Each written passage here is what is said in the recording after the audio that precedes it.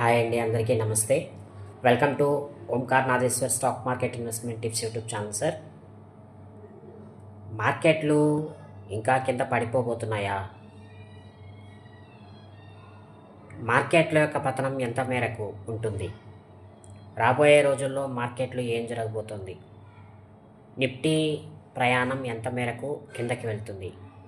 Bank Nifty ప్రయాణం ఎంత మేరకు కిందకి వెళ్తుంది? అదేవిధంగా సెన్సెక్స్, ఎంసీఎక్స్ మార్కెట్స్ ఎట్లా ఉండబోతున్నాయి రాబోయే రోజుల్లో అనే ఇలాంటి అన్ని విషయాలను కూడా మనం ఇప్పుడు ఈ వీడియోలో చర్చించుకుందామండి కాసేపు.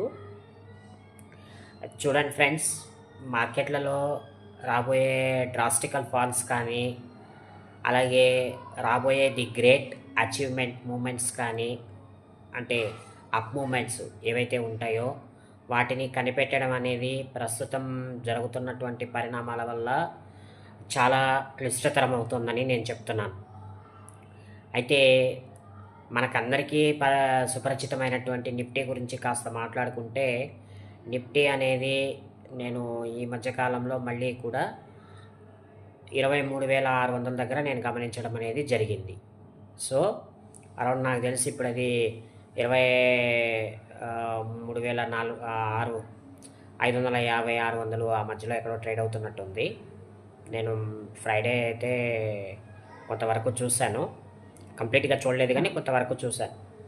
అయితే ది గ్రేట్ సపోర్ట్ గురించి మనం మాట్లాడుకోవాలి అని అనుకుంటే, నిఫ్టీ అనేది గత కొంతకాలంగా మనం చూసుకుంటే 23,350, 24,000, అరౌండ్ 24,150 కూడా క్రాస్ అవ్వడం లేదు సరిగ్గా.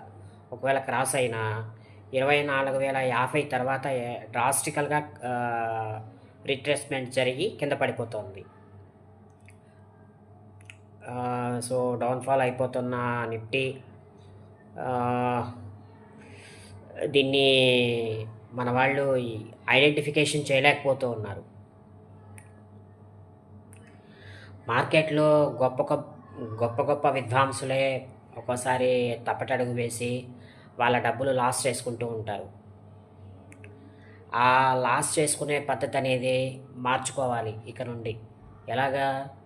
ఎప్పుడు కూడా పదే పదే ఒక లెవెల్ నుంచి కింద పడుతోంది అంటే, పడుతున్నప్పుడు యావరేజ్ చేసుకుంటూ, పెరుగుతున్నప్పుడు అమ్ముకుంటూ వెళ్ళగలిగితే వీళ్ళ యొక్క లాభాలు అనేవి పెరిగే అవకాశం అయితే ఉంది. అయితే